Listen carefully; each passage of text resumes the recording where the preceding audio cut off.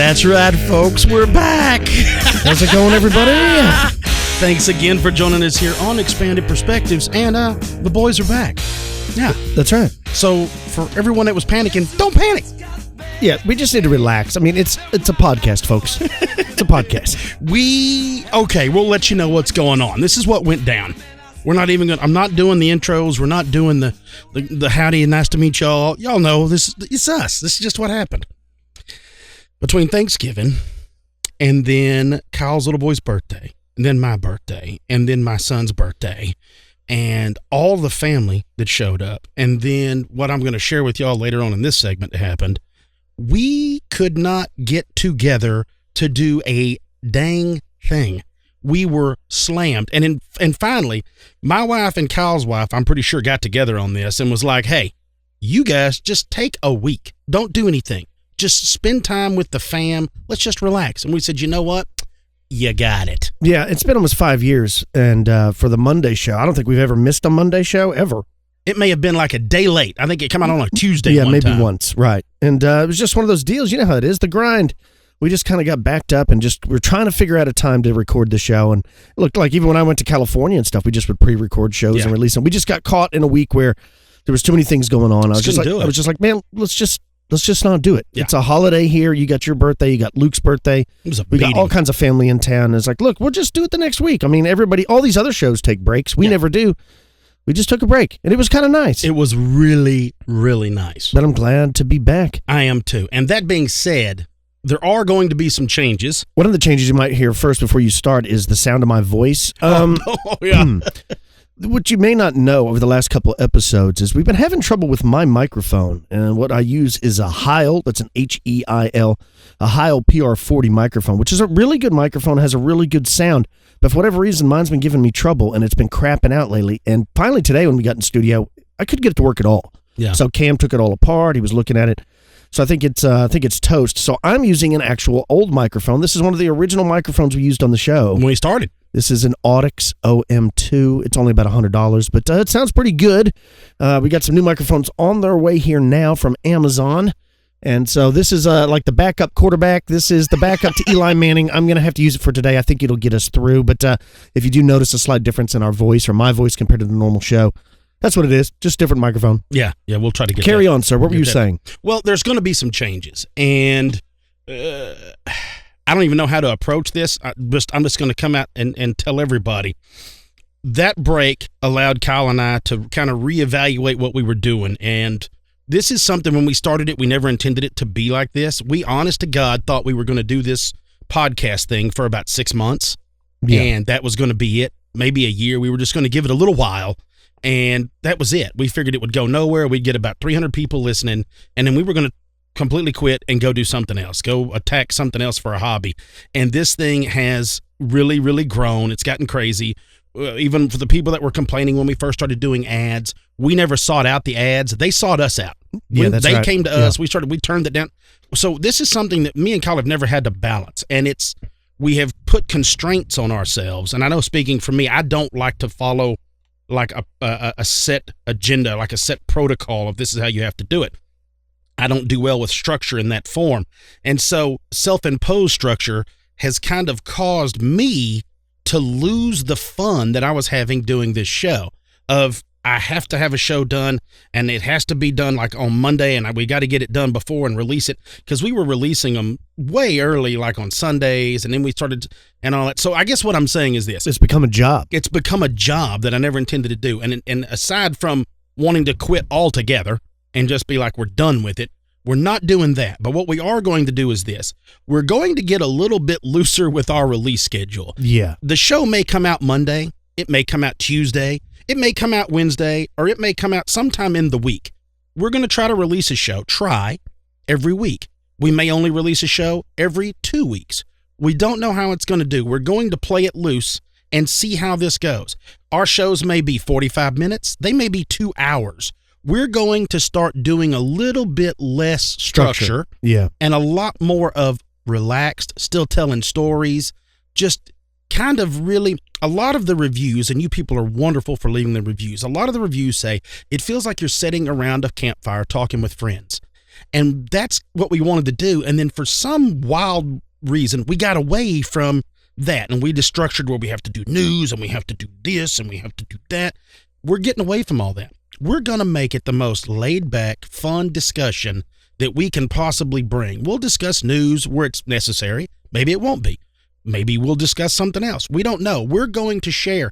Kyle and I are going to Colorado in February with the family. We're going to do a podcast up there. Yeah, we're going to sit around and just record, sitting around the campfire, whatever we're going to do. We are going to start, I guess for the lack of a better term, opening our arms more to y'all without the structure. So we're still going to do the show. Yeah. Squeeze it in, but we're going to open our doors and just go, hey, look.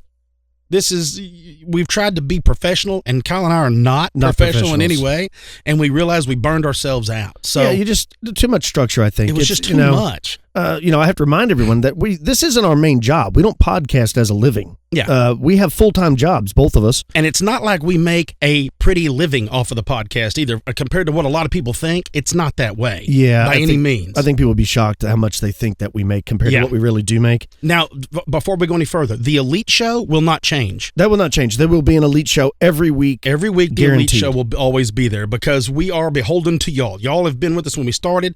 You're paying customers. We will make sure that gets done every week. But the free show is just that. It's free. So we're just going to kind of loosen it up a little bit and have a lot. Now, look, we're not going to curse. Okay. We're not doing that. So you don't have to worry about that. If you're listening to it with friends or family or any of your grandparents or your grandparents are listening to it with grandkids or you're listening to it in your show or where you work, don't worry. We're not going to be just dropping F-bombs and going crazy. Are you talking about on the Elite Show? Yeah. No. I'm talking on any of it. Oh, We're not definitely cursing. not the free show because we're re-aired on several radio there's no stations, cursing. So none of that changes. So we're not going completely ham, but we are going to just loosen up and have a lot more fun with a lot less structure and just try to relax and bring the fun back into it. Because it wasn't y'all, it was us. We're the ones that made it more into a job. Oh, yeah, it was totally us. That we were like, this is not what I was looking forward to. And look, not to be complaining, but thank you so much for everyone that's listening. I mean, we love our listeners. We didn't want to let you down. That's kind of like what we felt like. It's like, man, we're letting everybody down. We're not letting... I just want to say we just want to do it more laid back, less structure. It doesn't come out exactly on a stringent plan. So with that being said, let's get into the news. Now, this is one of the most highly things I talk about the most often. It's the robot uprising. And it was shared with us by a lot of y'all. Yeah, a lot of people have shared this, and I appreciate it. If you want to check this out, I'll put links to it in the show notes, but if you want to just go to it right now, you have to go to YouTube and you have to search up, what's the name of this thing? It's called... Death Dealer is what it's called. What's New Atlas? That's ATLAS. If you search up What's New Atlas on YouTube, you'll watch a video of this robot. The robot Atlas, we've covered it many times, but now it's received some kind of upgrade.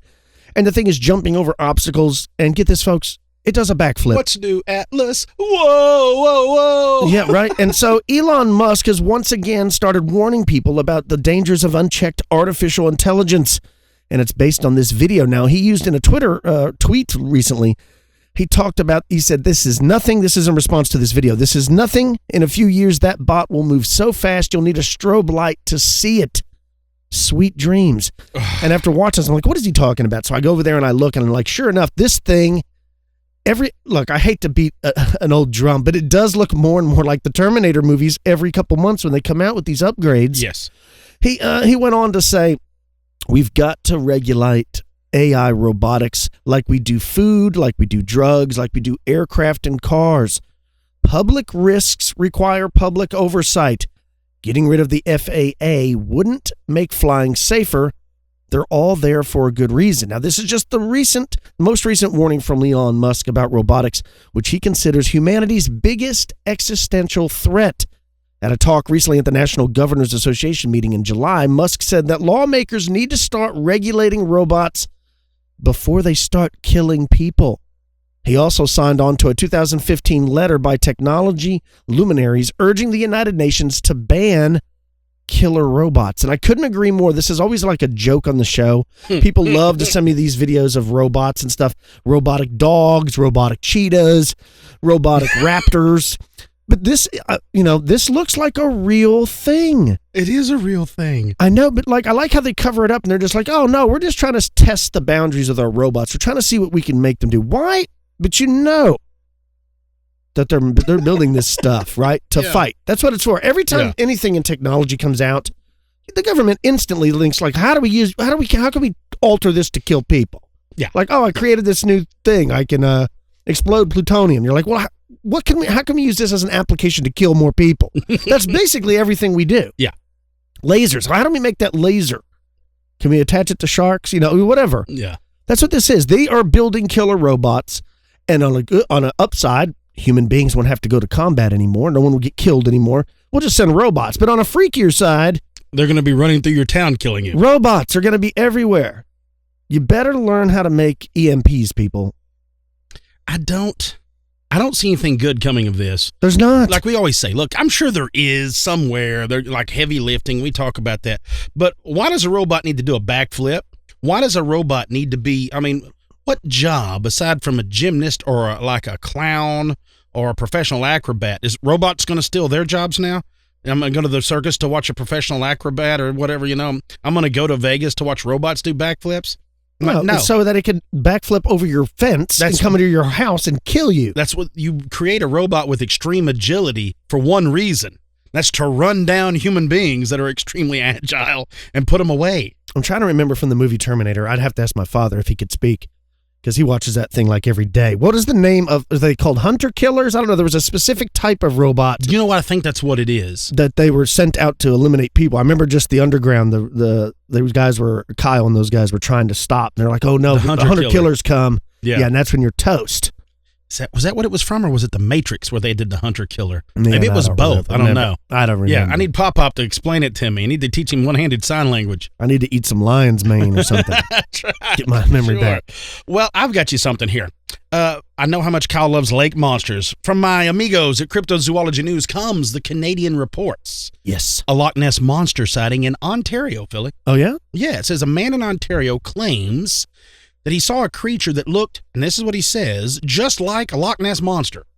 Now, okay. I don't know how he knows exactly what it looks like, but that's what he thinks it looks like. He's a professional welder, and he asked to remain anonymous, but he said he was driving on the highway by Lake, I probably shouldn't pronounce this. It looks like it's Nipissing is what it says. Nipissing? I have no idea. I have no idea. And he said he spotted this dinosaur-like creature. Now, this is what he said. I was going to another lake and cottage to go on a fishing trip. I looked over and saw a huge water creature break the surface of the water. I'm certain this was the real deal because it stayed surfaced for more than 5 minutes. Now, this happened to him back in 2001, in June, so summertime. He said smartphones weren't yet available and people didn't carry cameras in their pockets daily, or, he'd have probably got after it. He's a 40-year-old fella, and he said that this creature had a 20-foot-long, skinny neck and a head that seems small for such a neck. Says the head was like a football. It was huge, dark in color. Says as soon as I saw it, I thought of the Loch Ness Monster. Now he goes on to say the sighting was real and that it was beautiful. He says, but we need nature cameras here. For sure you will get footage is what he's talking about. So that's his sighting. And of course they go on and they talk about the Loch Ness Monster that was reportedly first seen in 1933. And it goes on, and they call it. People thought it was a dragon. Yeah, what's the other famous Canadian sea serpent? Ogopogo? Yeah, there's a bunch of them. There's up in like the Okanagan Lake up in British Columbia. Yeah. But I don't think it's described quite like this thing has been described. But what would be wrong with putting up like some sort of live stream around those lakes? Like a hot spot, like if you knew they were like hot spots of Bigfoot sightings or any of these hot spots. Well, just like the hot spots for the Phantom that they've been seeing in Chicago. Why not put a live stream video up, where you could have it all hooked up? So, I don't know. I think it would be cool. And I'm sure you'd probably get hoaxers that would know where the camera was and such like that. But how wild would it be if you had a nature camera up and then you caught footage of some sort of giant, lake creature that we didn't know existed? I think that would be pretty bad. Yeah, that'd be awesome. Folks, what I'm going to talk to y'all about today happened to me over the break, over the Thanksgiving, you run into friends and family. So whenever we get back from this little quick break, I'm going to talk to you about, I guess, a duende. There's no other way that I could describe it other than some really interesting duende sightings that took place in Texas and involved a friend of mine. You're listening to Expanded Perspectives.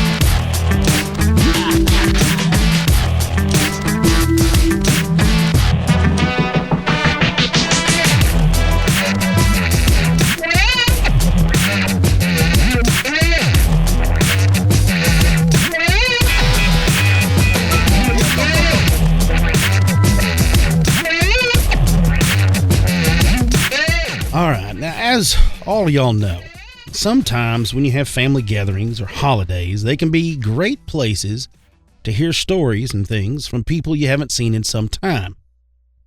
Well, this Thanksgiving break, I had a group of stories dropped into my lap, and I have been fighting a scream in my brain not to tell everyone. So I need to set this up before y'all, so y'all will understand some of this history. Now, during the holiday weekend last week, and of course during my birthday fun, I ran into an old hunting buddy of mine, and I hadn't spoken to him in a few years face to face, of course. Mm-hmm. I'd spoke to him on the phone, but he's a bit older than me, and as y'all know, I just turned 42, so he's not much of a tech guy. Put that out there first and foremost. He's been a construction contractor for as long as I've known him, and that's been close to 20 years.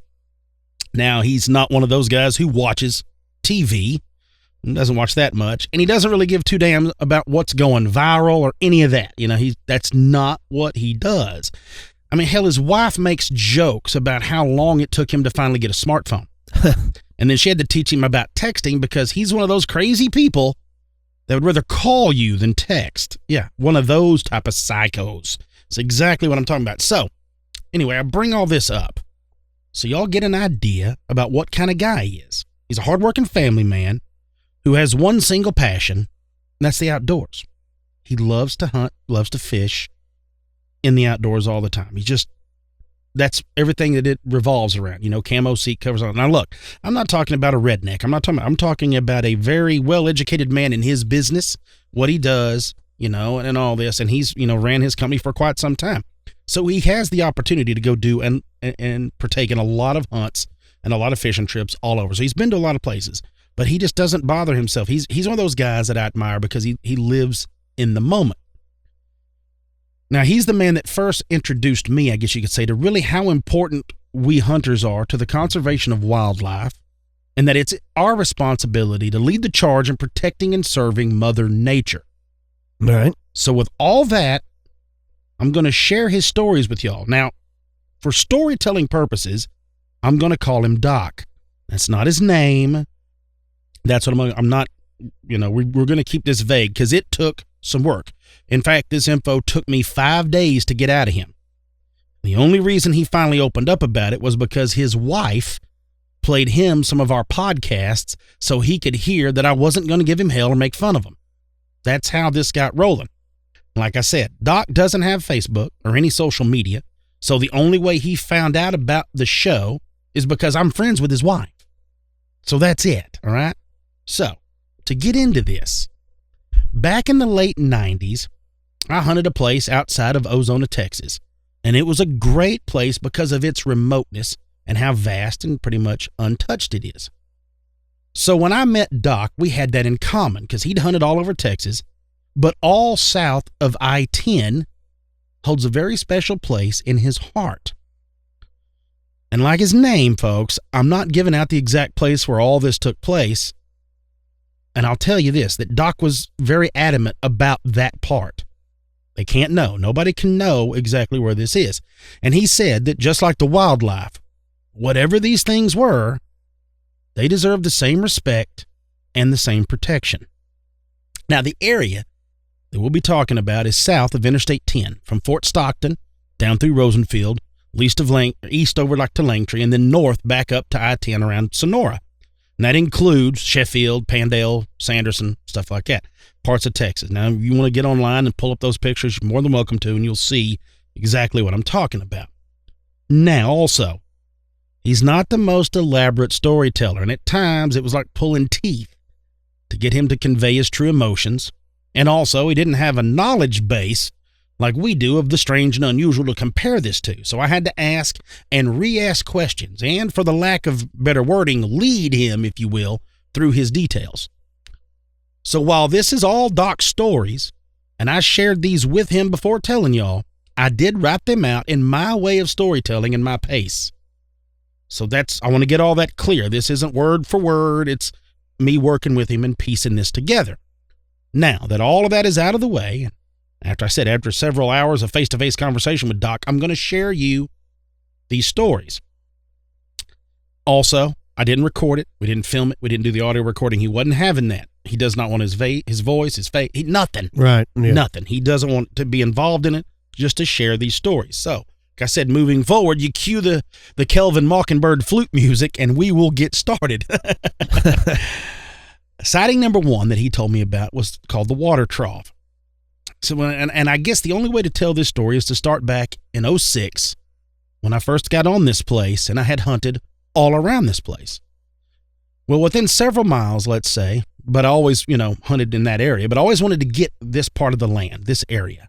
It was unleased and untouched. Now, the family that owned it was very old, an older couple that lived there, and it wasn't until the husband passed away that the wife decided to lease it out. Now, I knew the old man, and he was a good guy, but he had been burned a long time back by some bad hunters, and that left a bad taste in his mouth, so he decided to never do it again. Well, when his widow contacted me, I lost my mind. It was like I was a child on Christmas all over again. Now, the couple didn't live on the ranch, but a bit away. So this place was like discovering a country for the first time. Now, it came with a nice price tag, but I didn't care. And, I knew it was going to cost, it was going to be expensive, and I understood that. So I handpicked the guys that I was putting on it. And they are all bow hunters like us, and that's all I wanted to do on this place, at least until after Christmas.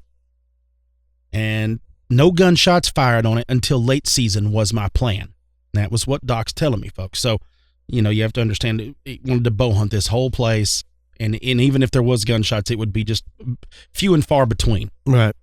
So he says, we went down in the summer to build these stands and to scout the place out. Now, it's a large piece of land, and it was rough and rocky, had big hills and valleys, the type of place that I love. Now, this trip was the first time I noticed something strange, but had no idea about any of this stuff, so I didn't say anything, and I waited to see if the other guys would. I picked a spot at the end of a dirt road, and I use the word road loosely. Basically, it was a place where in the past you could see had been cleared out and driven on enough to make the tire grooves in the soil, but other than that, it was just a wide trail. At the end of this trail was an old windmill. At the base of this windmill was a long concrete water trough that was about 6 inches above ground level. It had been dug out so the trough was actually a foot deep and 10 feet long. It had been built for sheep that used to be ran on the place so that they would always have the fresh water. Now, it had been turned off for a good while, so that was my first priority. I got some parts. It didn't take much except digging out the old trough, and I had fresh water flowing again. Now, I planned to build a bow stand a few 100 yards from the water trough, so that way nothing felt pressured when they drank, but I could hopefully catch a good buck or turkey coming and going. Now, I hate hunting over feeders, and I know water is the same thing, but I'm not hunting right over it. It's always there, so the animal sets the time that they come. So after the water got flowing, the place turned crazy. I'd walk up the road to the windmill to see what was coming all through there, and there were deer tracks, turkey tracks, javelina tracks. The dirt around it had turned more into a powder because of the traffic. Well, I went down there in mid-September to set in my blind and pretty much hang out and see what was coming. At this point, I hadn't put up any trail cameras anywhere. And the first morning I set till about 10 a.m., and then I left the ground blind. I didn't have anything but a pistol because I'm not hunting, but I always carry it just in case of rattlesnakes. So I sneak up to the water trough, which is about 300 yards from my blind, and I was hoping to see something. I didn't have my binos around my neck because I didn't get them out of my pack yet. I was only relaxing. And I see movement through the mesquites, and what looks like 2 raccoons take off from the water hole, which I thought was a little odd. See, rabid animals have a hard time swallowing, so they usually don't drink, but yet these coons didn't move like a normal coon. So I was thinking rabies, but I was confused, and also, why would there be 2 of them with rabies hanging out? Yeah. So I eased down to the trough to inspect the powdery ground, and that's when I got a chill, Cam. You see, right where those damn raccoons had been standing were little footprints. Now, I'm not talking like kid footprints. I'm talking like baby feet. Wow. Yeah. It says, for a split second, I thought one of the other guys was messing with me. Like I was trying to rationalize what my brain was seeing, but I knew inside that I was the only one at camp.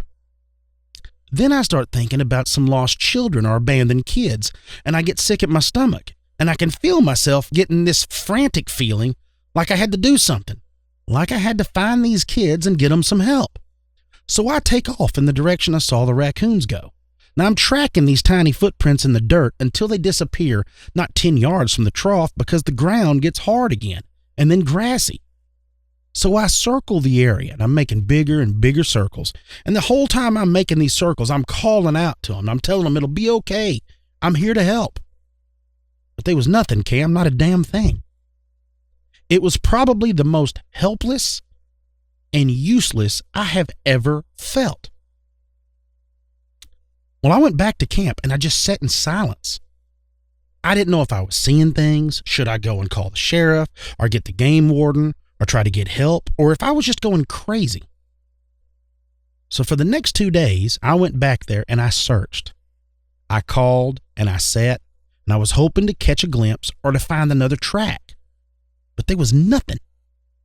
In the end, I went back home and I chalked it up to some strange anomaly that I hoped never happened again, and I just waited till deer season. Now that whole season, nothing else happened. And I looked for tracks every time I hunted that spot.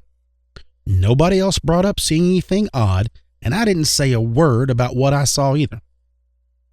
As time went on, especially around our camp, which was an old barn that we had converted into a lodge, basically, well, it got more updated. We had 2 travel trailers down there and a few ATVs, and then we had a little storage shed with supplies and stuff in it. Now, some guys had feeders, so there was always a bags of corn in the shed, and tools and odds and ends, like any normal deer lease camp. Well, over the next 2 years, we noticed that rats or coons would get into the old shed, and we'd have to patch the holes where they were trying to get in and get to the corn and whatnot. Said it wasn't until a couple of sockets from a toolbox vanished, and then all the lids off the wasp spray and the WD-40 cans went missing. And it wasn't until one of the guys said his camp axe that was strapped to his four-wheeler went missing that I started thinking about those footprints again. He told us that the axe scabbard was double velcroed, so it was impossible to come undone and fall out. Now, he thought somebody borrowed it and lost it and just didn't want to say anything. Well, after that, things were normal, and I, being the only guy on the lease that had his own business, I was down there almost year-round. Now, I'm not sure if my wife loved it or hated it, but she knew that this was the place that I'd been dying to get on, so I think she just kind of let me slide. Well, the next sighting took place in 2010. I had a pop-up blind set on the side of a big mesquite flat overlooking a canyon. Now, this spot was way back in the back of the property, and it bordered an even larger piece of land that I'm pretty sure nobody ever went on. Now, this is the same property? Same property, same deer lease, same guy, a few years later, 4 years later. So, footprint sightings. Yep. Nothing. Year or two goes by. The shed stuff starts missing out of the shed. Yeah. Nothing. A few years go by. 2010. He's back in the back of this deer lease, real rough. He said that the only way to get to this spot was to hike back into it. And he says that when I got back in there, said I had always planned that I was going to spend all day. Now, this mesquite flat had a ton of buck rubs on it and was a great travel corridor and had some good open shots up to 48 yards. So he'd been ranging and checking it all out. He said it was an ideal place to rattle and grunt during the rut or to catch a buck during midday. Now I'm going to stop right there, folks, to kind of fill you all in. Buck rubs are where a buck, a white-tailed deer, when his horns grow in, they're in velvet. As they go to harden, they rub that velvet off because basically it's just blood vessels under the skin. And as they harden, it itches and they rub them off. So as those buck rubs, they do it on tree limbs or small saplings, small to standing trees. And you can see them shed, they really pretty much put a beating on those little trees. So those are buck rubs. That's something that you always look for when you're whitetail hunting, is there'll be a line of them lots of times. They may be several hundred yards apart, but that's how you can tell where the bucks are moving. And then when he talks about rattling, that's where you take two horns. Antlers. Yes, my bad. Antlers. Yeah, horns are permanent, antlers fall off. You take two antlers and you basically slam them and clatter them together, and it makes the sound of two whitetail fighting. And when they hear that, other whitetail always assume that they're fighting over a doe that's in estrus, ready to be bred. So they show up to the fight. So you can bang horns together. People like to watch a good fight. Yeah. I mean, if I hear a fight, I'm running too. Yeah. I want to see what's going on. They're going to show up. That's what he's doing up there. That's what Doc was doing up there, is he knew this big open spot was. He goes on to say that I set my blind up the summer before with the back right along a side of a steep valley. And he says, I mean like right on it, maybe 2 or 3 foot of the drop before you got to that edge. He said, so I could slip in from the rough side of this valley and never step in the mesquite flat. Now the blind, he said, faced north for the north winds, and that way anything trying to circle behind would have trouble catching his scent off the back of that big draw. So he's facing due north, looking in this area. He says, now what I'm going to tell you, I've never told anyone but my wife and the guy that I hunt on with this place. Says I left camp early and I rode my mountain bike as far back in the place as I could. I'm going to stop right there too, folks. A lot of people, and myself included, will ride mountain bikes on these places because they're quiet. They don't leave the scent. They're not noisy, and you can get to and from in those places deep. So you would ride them as far back in there on your leash as you can. You prop it up against a tree and then walk on in. He says, then I switched to hiking in the dark, trying to only use the starlight and what little moonlight was out to find my way. It was mid-December, and the rut was in full swing, so it was cold in the mornings with a light breeze, and I knew the moon phase was going to give me problems a little later, so this was a go time for a big buck. Now I made my way up into the blind, and I was waiting just like any other hunt. And I watched several bucks chasing does, and I did some rattling and had some fun with some smaller bucks reacting to the horns or antlers, but nothing that I was looking for.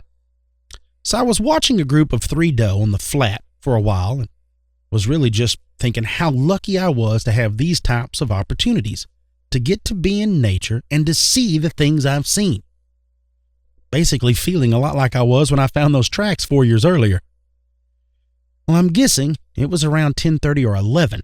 I turned around and I opened the back windows to the blind just enough to glass out of. I grabbed my binoculars. I just started scanning the big valley and all the land below. Now I should explain that there was a trail a long way across this valley, and I would almost every time, and I really mean almost every time, see javelina going up or down the side of this little mountain. Now those little suckers had carved out a good little path, and from what I could tell, had no problem strolling up and down the hill there. I think it's, I think it led, he says, to a bigger valley, and there had to be some water source on the other side. I'm not sure because it's on the neighbor's place. So it was across the fence. He could see it go up, and then they were on the back neighbor's place. He said either way, there was always something to watch in that area. Now, I might add that I had this blind up, for a good while. It wasn't just up for a bit. It had been up for a while now. He says, so I'm glassing around, and I'm seeing some critters when I noticed movement on the trail that I was just telling you about. He says, man, reliving these things gives me a weird feeling all over again. I didn't think it'd be this hard to discuss, but I guess it's because I've not really come to grips with what I saw, and if I completely do, it's going to change basically how I view the outdoors. But anyways. Oh no, what did he say? I look at what I think is a small group of javelina walking up the little trail. I don't think I've ever ranged this spot, and I don't know if my rangefinder would go that far, but I would guess that it's between 800 and 900 yards away.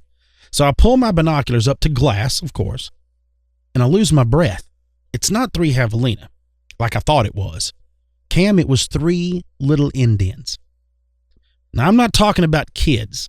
I mean, I'm looking at 3 full-grown, what appear to be Indians, and they can't be over 24 inches tall. Like Native Americans, but just shrunken down. That's what I said, Indians. I'm just using what he says. Yeah, Native Americans, 24 inches tall. Yeah. Native Americans. He says, I feel this tightness start in my hands and arms, move into my chest. Hell, my hands are getting sweaty just telling you this. I have this feeling like at any minute they're going to turn and see me looking at them and run, but I know they won't. I watch them for, I'd say, a good 3 minutes as they slowly work their way up the trail. Now, the one in the lead was wearing an animal skin top, like they'd cut a hole in the middle of it and just pulled it over their head, and it looked like it was raccoon skin.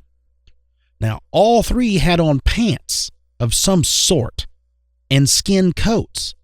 I couldn't get all the details of their clothing, but I could tell the one in the lead had long gray hair and was the oldest, and the younger 2 followed him or her up the trail. They all had walking sticks and little packs on and some stuff hanging off their hips. I assume they had belts tying their jackets closed and then little pouches hanging off of it. They looked like they had fallen out of the past and were stuck on the side of the hill. Now, I asked him, and I didn't really pile all this in there. That's wild, man. But I asked him, I said, could those things you saw on the hips, could they have been the lids off of those spray cans? Like little cups or scoops. I got you. Yeah. He said, I couldn't tell. I wasn't sure what I was. Of course, you got to imagine what you're seeing at this point. Your mind is racing. So while he's telling me this, his wife's sitting there, we're sitting there, you can just see, and she's physically looks like she's glad he's getting it out and telling, not just, because you could see him struggling. Doc's having a hard time, and the next one's even worse than this. The last he one had another sighting? He had another sighting, was the last one that happened to him there. On the same property? And he's still on the property. Yeah, same property. We need to get out there.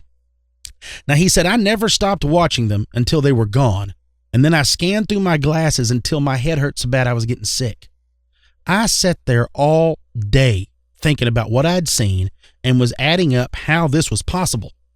I didn't go back there to that spot for the rest of the year, but I have hunted that spot since seeing them, and I haven't seen them again. Like the last time, I didn't say anything to the others about what I had seen. The last sighting was turkey season. It says this last one took place during turkey season of 2014, and me and one other guy was in camp that weekend. It said we had planned to hunt together so one could call and the other could shoot, but the birds were so hot that we couldn't wait and we went off by ourselves. It was mid-April, and I was hunting an old dry creek bed, and I had already taken one good gobbler and was hoping for a shot at another. And I had seen some good ones in this area, so I moved into this spot well before daylight, and I did some calling. Now, he goes on to say this. He goes, and the birds were hot, and by I mean hot was if you slammed the truck door, they would gobble. Now, we've all hunted in spots like that to where they're on the roost going crazy in the mornings. He said if you clapped your hands loud, they would gobble. He said it was crazy, and I was really, really excited. He said, so I heard a tom, and when he left the roost, he started moving away from me. So he's calling. Listen to that turkey call back. He said, I figured he had a hen or two with him and that I needed to close the distance and try to get around in front of him without being seen. Right. He says, my plan was to use that dry creek bed to stay below the turkey's line of sight. And then I could haul ass quietly, set around him, and then set up my decoys. And then I could see if I could pull him away from those hens or at least get him to offer me a shot. And he says, here's where my life changed again, Cam, when I made this decision. I think about what if I had not seen those tracks? Or what if I had not seen those 3 little guys? Or he said, what if I had not came face to face with these 2 tiny hunters?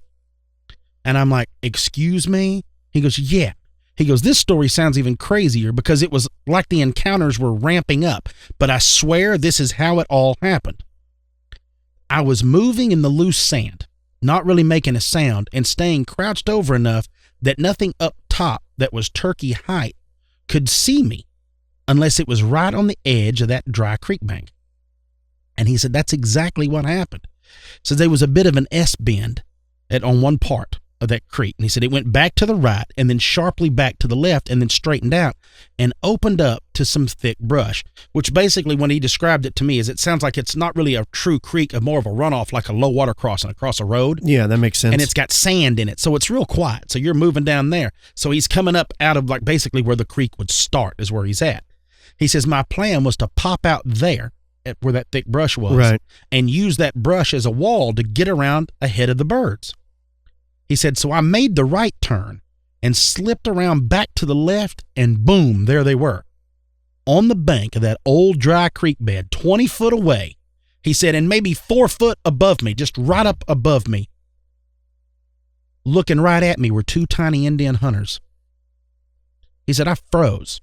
He goes, I'm in full camo, full face mask, backpack on, decoys in my right hand, and I'm holding my bow by the string in my left hand. Right. I'm standing right in the middle of this creek bed, wide-eyed and staring at 2 men. I don't really know how to say this without sounding romantic or full of crap.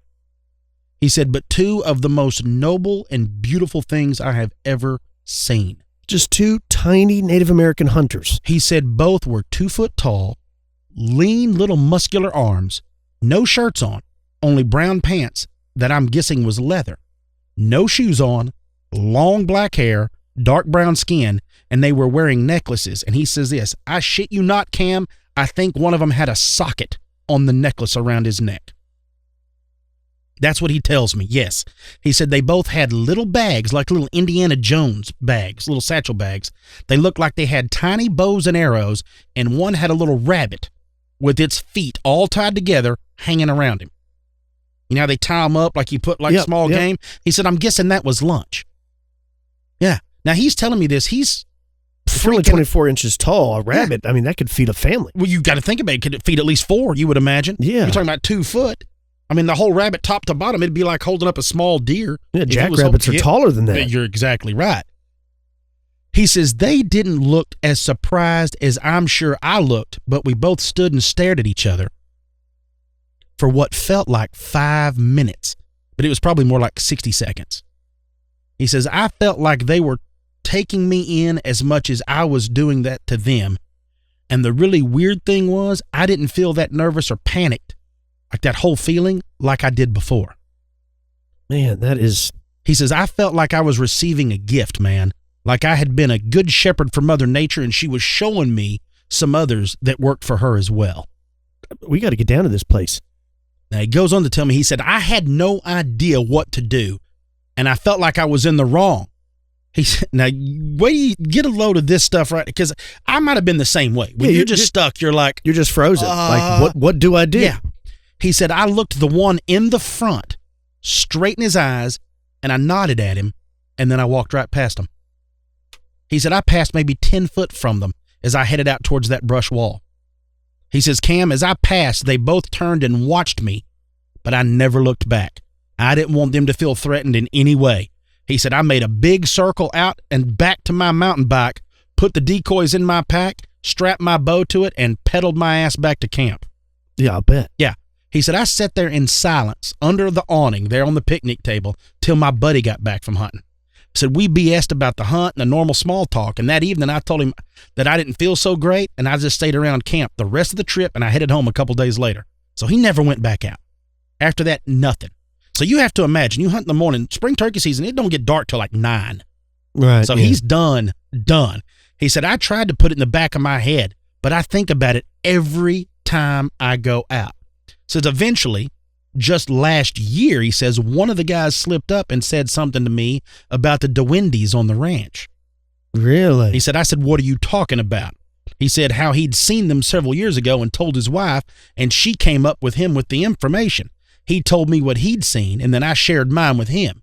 And he was actually jealous of my encounters, but said the others haven't ever mentioned seeing anything. Now, I've not seen any more tracks or any sign of them. And Doc was adamant about this. He goes, I hope I didn't run them off after that day. He said, I'm still on the lease, and I hope to keep it until I die, but nothing has gone missing, and not seeing any signs of them makes me sad, man. Makes me real sad. He goes, I hope Nothing has happened to him. I never thought I'd share this story, is what he said. He goes, and I damn sure never thought I'd be telling you, Cam. And he starts laughing the whole time. And he goes, but this is it. He goes, tell the people listening to respect the outdoors and to always put Mother Nature first. She's the only one we have, and she holds some mysterious treasures out there.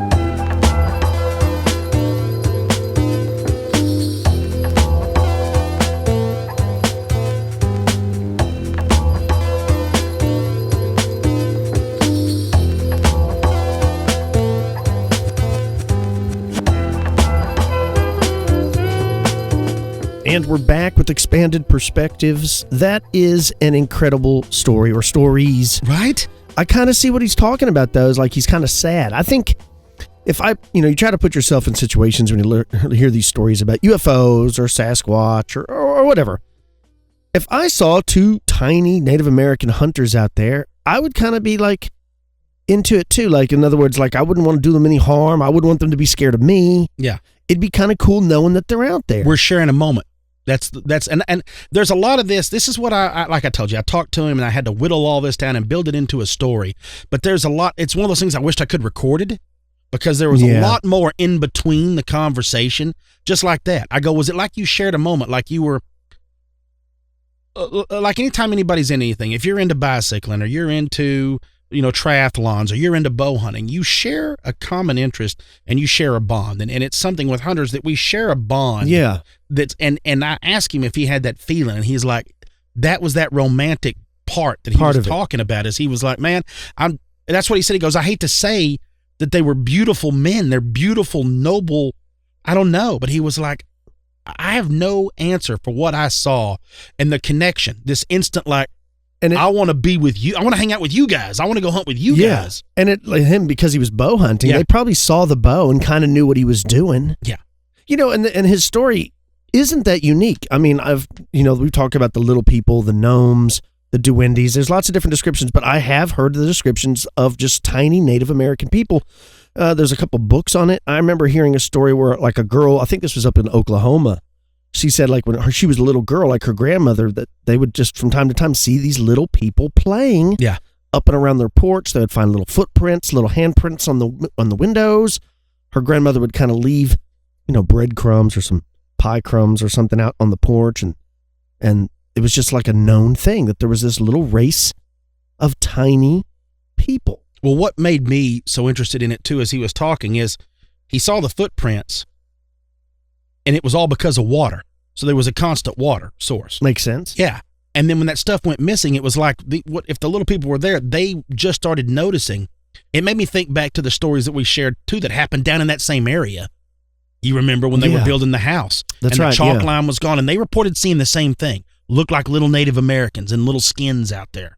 And then the ones in Colorado that we talked about, the duendes that they had seen, looked like guys in little skins they thought were little Indians, little brownies or whatnot that they call them down there. Right. That was the whole deal. Is he's like, when the stuff went missing, it's almost like, well, once they went and investigated the area, because you can only imagine when nobody was there, they could come and investigate it all they wanted to. So once they've investigated the area, that's it. They're done. I just wonder, and I even asked him that, and that's what he said kind of made him the saddest, was I go, do you think your presence that close of a brush with them drove them off? And he's like, I feel like it did. He said, I feel now today that interaction I had with them made them leave, made them realize that they were what used to be untouched, what they used to have without anybody else on there is now, and he said, I have a feeling that that's where they were going, is that they were done, and you brought up the whole rabbit thing. I even asked him, about the rabbit. I go, was it a full-size rabbit? Yeah. He didn't really remember that part. He just knew it was a rabbit. It could have been a baby. It could have been something small, you know? Because I was like, I can't imagine a 24-inch dude packing a rabbit around. And he's like, man, I'm telling you, it was a rabbit. But then when he brought up it could have been a baby rabbit, well, you start thinking about also in the spring, it'd have been easy to find them. It'd have been easy to kill one, sneak up on one, whatever it is. The whole idea, man, when he's telling me, I want to call bullshit. I want to look him in the face and be like, you're a liar. This isn't real. You're making up so much crap. But he's not. Yeah. He sat there, looked me in the face, and told me his wife has been after him to talk about it for a long time. And then the one other guy saw it, and the whole Dwindy deal. And that's why he said he had no clue, never brought it up. And I guess his wife had listened to one of the shows or seen it, and it just jogged him. And then that's how it got started, is she brought it up to me when we were all hanging out about, oh, yeah, you talked about, you need to go talk to Doc about it. Yeah, man, that's incredible. And like he said, he hasn't seen anything else. So now we've been 3 years. He's not seen anything else. It's over. But I keep hoping, fingers crossed, because of the way it falls. It seems like it's every 4 years. It was like 2006. Then he saw something in 2010. Yeah, that's true. Then he saw something in 2014. I'm just waiting for next deer season. I'm like, Doc, please, this whole deal. I didn't ask him if I could go down there. I wanted to. But yeah, you want to. I wanted to so bad to go, hey, can I go? But I think he would probably be like, no, because I know why you're going. You're not going to come down here and go javelina hunting or something like that. You're going to come down here and go looking around. He didn't want to mess with. I mean, that was the reason he wouldn't tell nobody. Yeah, that makes sense, right? But when he was describing the footprints, he was in panic mode. He said, I really thought they were kids out there.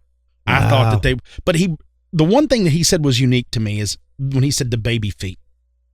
As he said, I mean like smaller than toddler feet, which would be, about the size as I'm holding my hands up, 2 foot tall. Yeah. You would only think a foot would be, 3 inches long? Yeah. So you're talking baby feet. He said that's what he couldn't get through his mind was like, they're moving like people, but they got little bitty baby feet. It's like, so they're not like babies toddling around. Are you going to catch a toddler? Toddler ain't fast enough to get away from a grown man. He's like, these things were moving. Yeah, it reminds me of a video I saw on YouTube a couple years ago. Did you ever see that video where there's like a 2-year-old boy in Argentina just sitting and playing on the tile floor? Runs behind him? And it runs by him. Yeah. And the parents said that he had what they thought was an imaginary friend that he would talk to and kind of play with. And I wonder if it was, one of these little people. Maybe it was. And they seem to think that there was more than one of them living in and around their house. Now, I have no idea if their house is located in a populated city or if it's out in the country. I don't know. But there have been these sightings, and please, if you have any sightings of your own of duendes or little people or just anything interesting, please send them to us, expandedperspectives@yahoo.com. On the last Elite show, I did a story where a woman had a pair of earrings that she lost for whatever reason. She knows where she puts them, the same place every time. And then like a year or so later, she had been, talking to whatever had taken them. Talking out loud, and then they were returned. We talked about weird things like, you talked about one time your son knows that he threw something away, and then a few minutes later it was back in his pocket. Somebody just recently emailed us a pretty cool story where they were hunting with their father. I think they were hunting for quail or something. And when they went to leave, couldn't find his car keys. And he's like, man, I always put my car keys in my jacket pocket. So I guess we got to go retrace our steps back in the field where they had been hunting. So they walked around for a couple hours looking for the keys that must have fallen out of his coat. Couldn't find them. They had to break down and call his wife to come pick him up. An hour and a half drive. She had to drive and come pick him up because they didn't have the keys. Anyways, fast forward. Like a couple years later, the guy's wearing the same coat, reaches in his pocket, pulls out those car keys. Now that's weird. Right? It's just one of those things. And that's just another interesting story that our listeners send. I mean, we get hundreds, but Mary brings them to me from time to time. It's like, hey, check this out. This is one you were just talking about, very similar to yours. So like I said, if you have a cool story, you can email us. You can just send them to expandedperspectives@yahoo.com, and Mary goes through those and then forwards them on to us. Don't be worried. Mary's job is secure, so if you're worrying about us not coming up with shows every Monday, Mary's in no danger of losing her job. Yeah. Oh, yeah. Don't forget about Expanded Perspectives Elite. If you enjoy this show but want to hear more, then you need to sign up for Expanded Perspectives Elite. Elite is an additional show we do each week, and it's just like this show, only a little more laid back. We're not censored as we are on this show because this show, of course, is re-aired on other radio stations. Also, there's no ads or commercials. To sign up is easy. Just go to the website, expandedperspectives.com, click on the Elite tab. It's It's only $5 a month, and not only will you get another episode every week, but you'll get access to the entire back catalog, which is over 3 years worth of shows. So go over there and check that out. You can follow me and Cam on all forms of social media. Cam, what do you got planned for your week? Just hard work and clean living, my friend. That's it. I've got more of the same. I got to get my Christmas shopping going. Oh, yeah. I was just talking to you about getting on the Amazon account. I got to use the show's Amazon account, so I don't want the wife seeing our personal Amazon account, because then she kind of knows what I ordered. Remember me talking about how the twins had hacked into that last Christmas, and so they were able to see what we were ordering for them online. I will say quickly before we get out of here, I hope Alistair Overeem retires. Oh. That was a brutal knockout. I mean, brutal knockout. The guy, I went the next day and kind of checked out his career. And although illustrious, I think he's been stopped like 10 to 12 times. And that's just in the fights. I can imagine how many times in training, how many times in kickboxing, things like that. I mean, so brutal. He's a great guy. I just hate to see people, because that CTE, man, that's a real thing. It's a thing. It's because I enjoy the sport and I care about the guys that do it. Mm-hmm. I want to see him hang him up. There's no shame. Be done with it, man. I think, fighters will never admit it. I think it's about time that the UFC needs to step in and go, look, bro. Yeah, like, come on, man. We love you. You can't stop this. You have to stop this. You have to stop that. So I hope everybody out there has a good week. Give somebody a hug. Take care. And for you elite members, we'll be talking to you later this week. For everybody else, we'll talk to you next week. I'm Kyle Filson. He's Cam Hale. Peace, y'all.